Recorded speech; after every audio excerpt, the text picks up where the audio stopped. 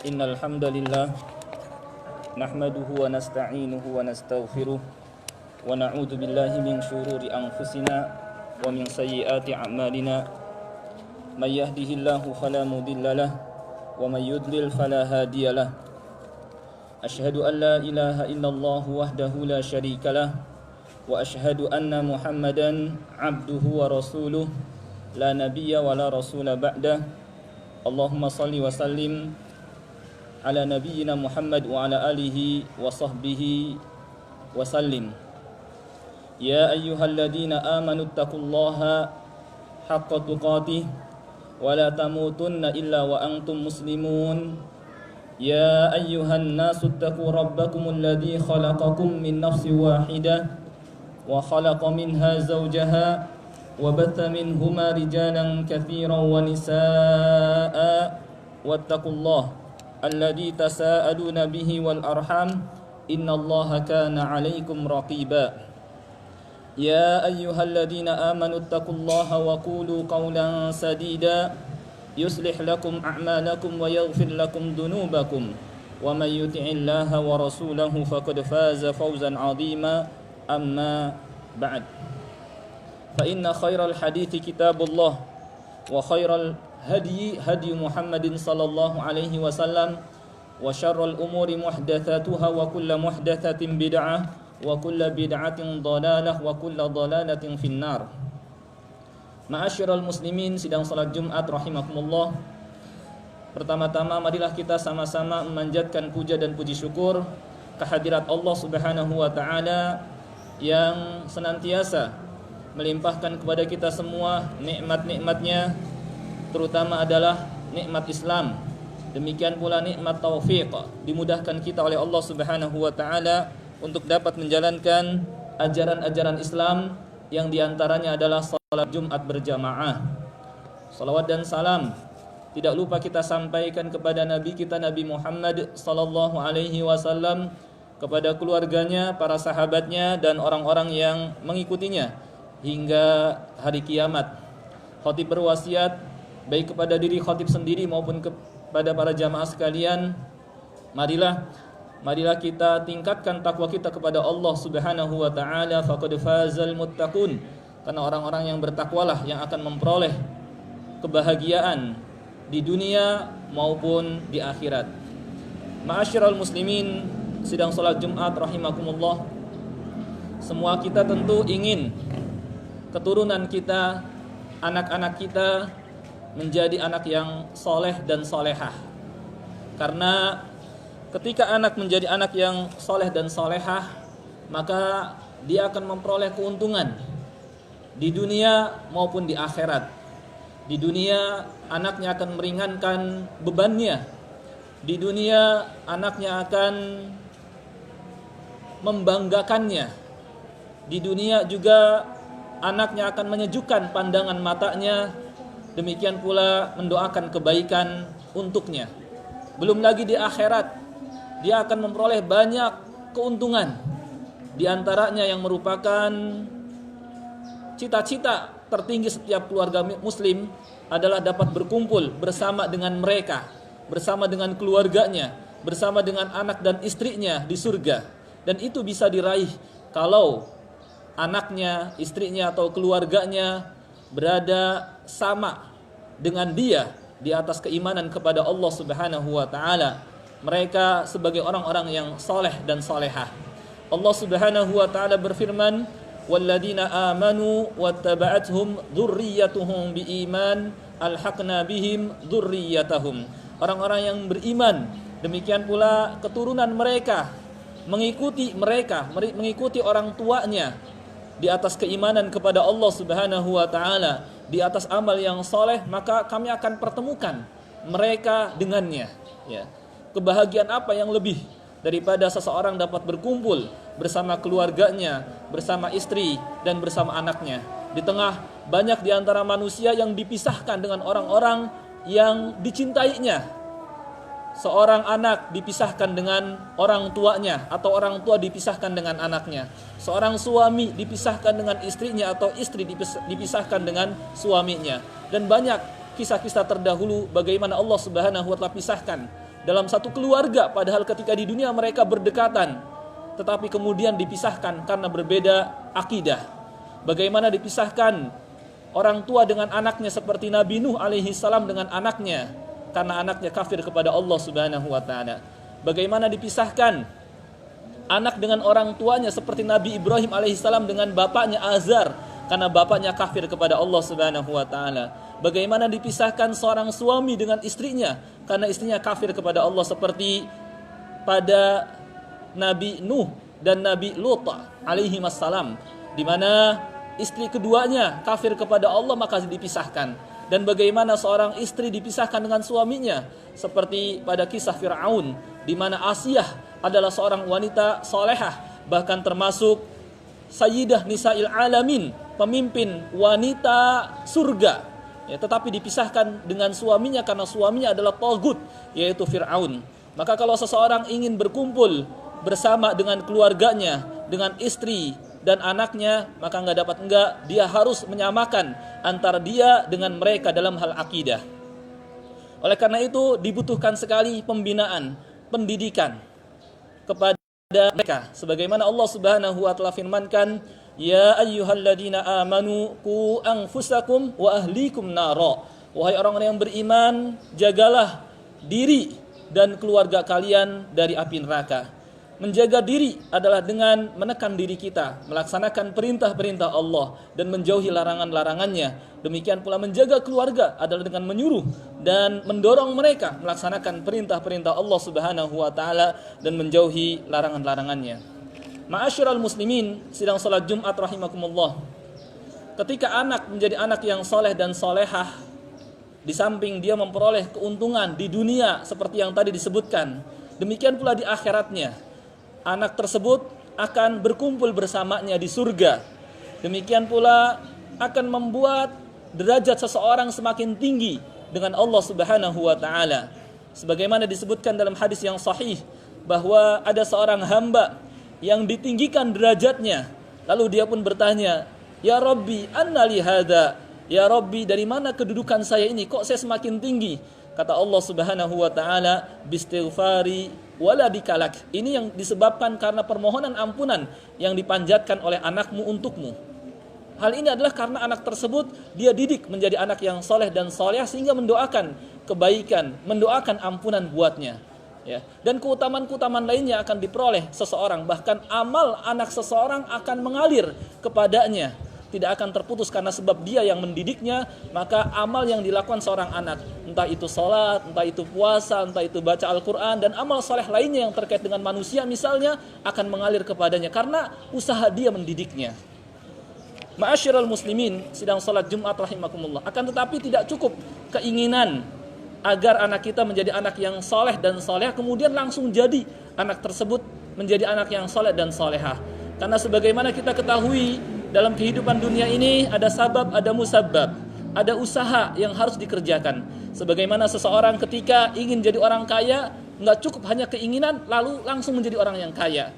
Atau ingin jadi orang yang pintar, hanya keinginan langsung menjadi orang yang pintar. Bahkan harus ada usaha. Ingin jadi orang yang kaya misalnya harus bekerja. Ingin jadi orang yang pintar maka harus belajar. Demikian pula ketika orang tua menginginkan anaknya menjadi anak yang soleh dan solehah, nggak cukup hanya niatan di hati.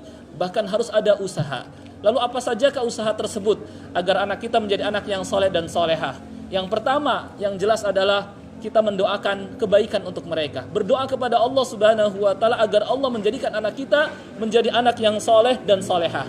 Sebagaimana doa ibadur rahman, di mana doa mereka adalah walladzina yaquluna rabbana hab lana min azwajina wa dzurriyyatina qurrata a'yun waj'alna lil muttaqina imama. Dan orang-orang yang mengatakan, ya Rabb kami, jadikanlah kami dan keturunan kami, Rabbana hablana, karuniakanlah kepada kami istri dan anak yang menjadi penyejuk mata, penyejuk pandangan. yakni menjadi istri dan anak yang soleh dan solehah. Ya. Mereka berdoa kepada Allah Subhanahu wa taala. Demikian pula seperti yang dilakukan oleh Nabiullah Khalilullah Ibrahim alaihi salam. Beliau berdoa kepada Allah, Rabbi habli minas salihin. Ya Rabbi karuniakanlah padaku anak yang saleh. maka Allah Subhanahu wa taala mengabulkan doanya.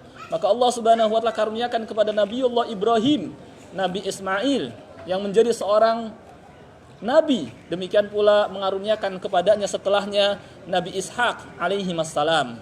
Ini semua berkat doa. Maka jangan remehkan doa, dan mudah bagi Allah Subhanahu wa taala segalanya. Meskipun menurut kita berat, sulit, karena tidak ada satupun yang sulit bagi Allah Subhanahu wa taala. Innallaha ala kulli syai'in qadir. Demikian pula di samping doa ada sebab yang harus kita lakukan. Di antaranya adalah kita menyempatkan mendidik mereka, mengajarkan kepada mereka pendidikan agama, sebagaimana Luqman mengajarkan agama kepada anaknya, seperti yang tertera di surah Luqman. Dan Allah Subhanahu wa taala hikayatkan kisah Luqman dalam Al-Qur'an di surah Luqman sebenarnya adalah agar para orang tua mengambil pelajaran dari Luqman. Seperti inilah seharusnya orang tua, yakni menyempatkan mendidik anak-anaknya. Sebagaimana Luqman mengajarkan kepada anaknya pendidikan agama, seperti yang tertera di surah Luqman. Allah Azza wa Jalla berfirman, "Wa idh qala Luqmanu libnihi wa huwa ya'idhuh, ya bunayya la tusyrik billah, innasyirka la dzulmun 'adzim."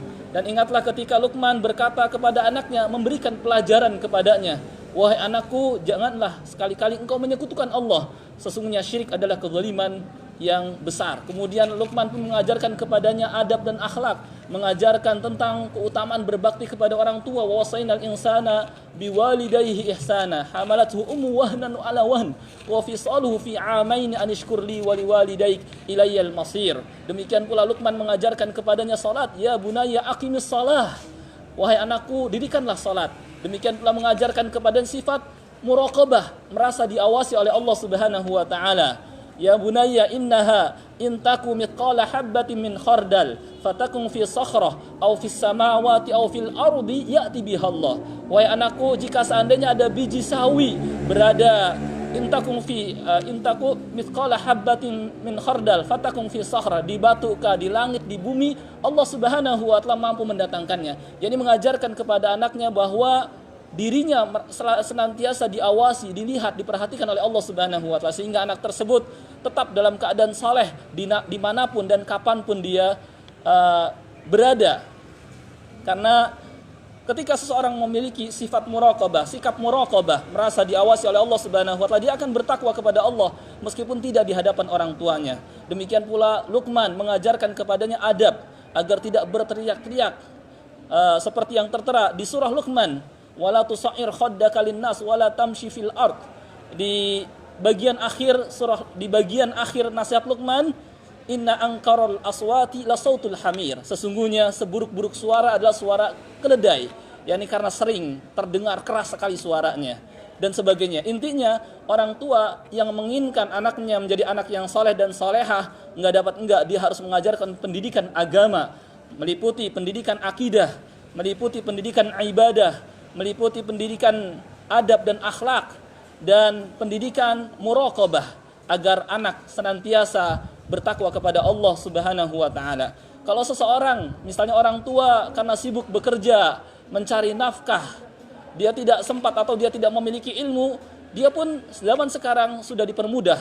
Allah Subhanahu wa taala memberikan kemudahan. Banyak sekolah-sekolah Islam dari tingkat dasar, menengah sampai tingkat atas. Demikian pula ada pesantren-pesantren, dia bisa masukkan. Dia masukkan anak tersebut di sekolah-sekolah yang diajarkan di sana akidah sahihah, diajarkan di sana ibadah yang sesuai sunnah, diajarkan di sana akhlak islami kepada mereka. Dia tinggal masukkan anak tersebut ke sekolah-sekolah Islam dari tingkat SD, kemudian tingkat SMP, SMA, agar anaknya mendapatkan pendidikan Islami. Ini diantara bentuk cara agar anak kita menjadi anak yang saleh dan salehah. Aqulu qouli hadza wa astaghfirullahal azim li wa lakum.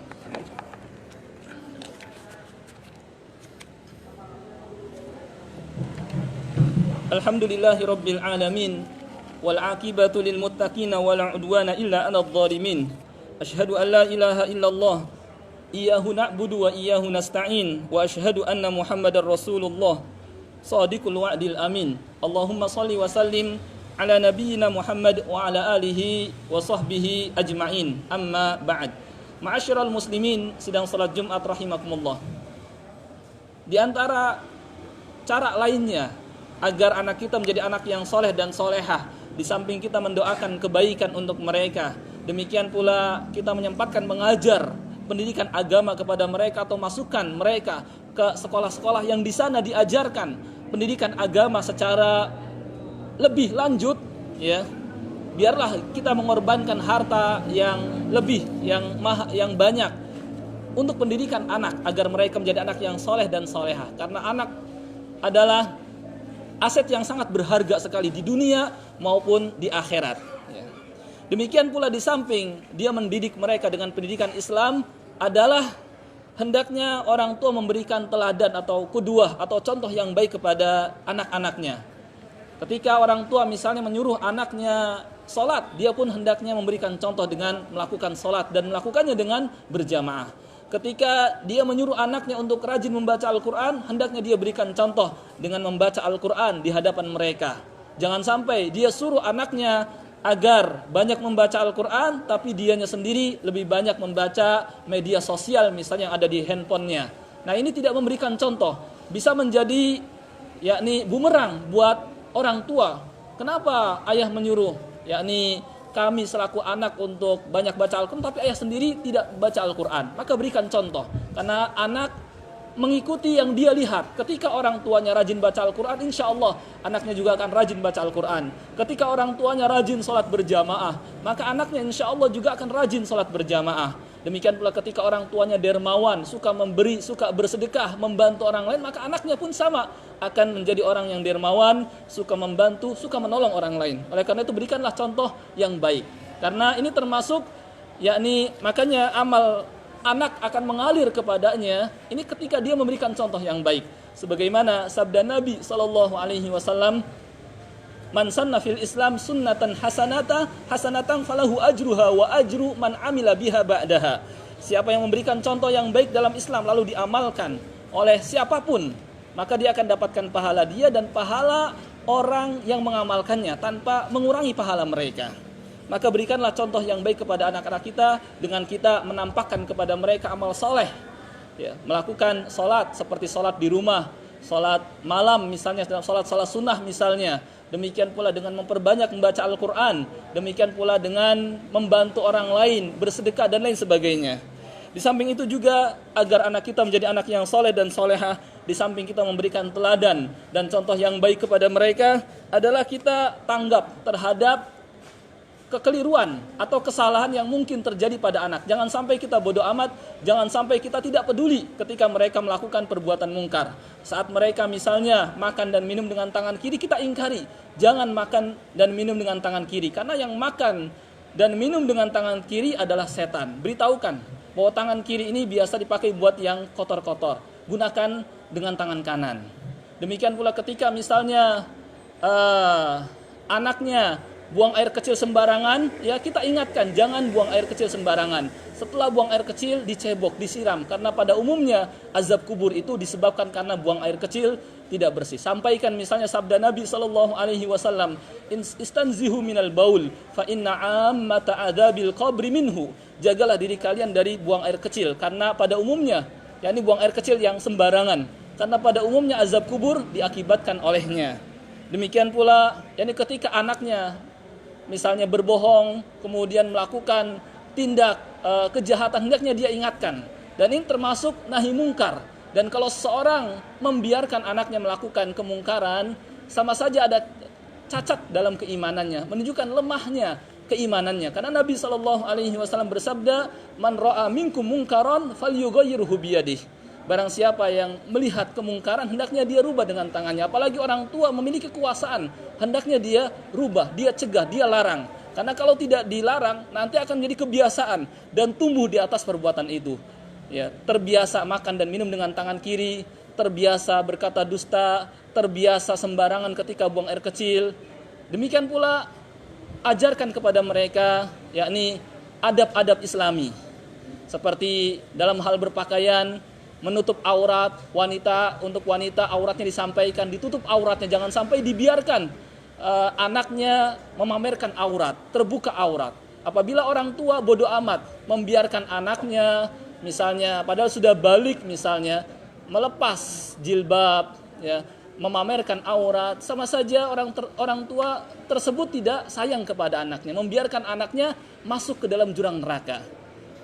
Dan menunjukkan tidak sayang dia kepada anaknya. Kalau dia sayang, tentu dia akan cegah anak tersebut dari mengerjakan larangan Allah Subhanahu wa taala yang malah mengantarkan dia ke neraka. Dan yang terakhir, di antara cara mendidik agar anak kita menjadi anak yang soleh dan solehah adalah dengan kita menempatkan anak kita di lingkungan yang baik, pada yakni tempat yang baik. Karena Nabi SAW bersabda, ar-rajulu ala dini khalili, seseorang itu mengikuti agama temannya. Fal yangdur ahadukum may yukhalil, hendaknya salah seorang di antara kalian memperhatikan siapa yang menjadi temannya. Maka tempatkanlah anak-anak kita pada tempat atau teman-teman yang soleh, agar anak kita menjadi anak yang soleh. Karena anak itu meniru temannya. Ketika anak temannya misalnya suka berbuat jahat, dia akan ikut-ikutan berbuat jahat. Kata-katanya kotor, dia akan ikut-ikutan kata-katanya kotor. Kata-katanya kasar, dia akan ikut-ikutan kata-katanya kasar. Dan tidak ada lingkungan yang lebih baik daripada lingkungan di sana diajarkan kitabullah. Lingkungan yang di sana mereka semua pada menghafal Al-Quran. Ini adalah lingkungan yang terbaik. Masukkan anak kita ke TPA, masukkan anak kita ke rumah Al-Quran, maka otomatis mau nggak mau anak kita akan menjadi anak yang soleh dan solehah. Oleh karena itu Imam Asy-Syafi'i rahimahullah menjelaskan bahwa barang siapa yang ingin anaknya, saudaranya, atau siapa saja menjadi orang yang soleh dan solehah, maka masukkanlah dia ke taman-taman Al-Quran. Yakni karena di antara keberkahan Al-Quran akan menjadikan seseorang menjadi orang yang soleh dan solehah. Dia mau atau enggak mau karena keberkahan Al-Quran. Ketika seorang disibukkan dengan menghafal Al-Quran, apalagi di sana disampaikan kandungannya, maka akan membuat seseorang tersentuh, akan membuat seseorang terpengaruh oleh Al-Quran tersebut sehingga menjadikannya soleh dan soleh. Inilah beberapa kiat agar anak kita menjadi anak yang soleh dan solehah. Dan kita minta kepada Allah Subhanahu wa taala agar Allah Subhanahu wa taala mudahkan kita melakukan semua kiat itu, dan kita minta kepada Allah Subhanahu wa taala juga agar mengumpulkan mereka dengan kita, yakni bersamanya di surganya. Allahumma amin. Allahumma salli ala Muhammad wa ala ali Muhammad kama sallaita ala Ibrahim wa ala ali Ibrahim innaka Hamidum Majid. Allahumma ighfir lil muslimina wal muslimat wal mu'minina wal mu'minat al ahya'i minhum wal amwat innaka sami'un qaribun mujibu da'awat. Rabbana ighfir lana wa li ikhwanina alladhina sabaquna bil iman wa la taj'al fi qulubina ghillan lil ladina amanu rabbana innaka raufur rahim. Rabbana atina fid dunya hasanah wa fil akhirati hasanah wa qina adzaban nar. Subhana rabbika rabbil izzati amma yasifun wa salamun alal mursalin walhamdulillahi rabbil alamin. Aqimis shalah.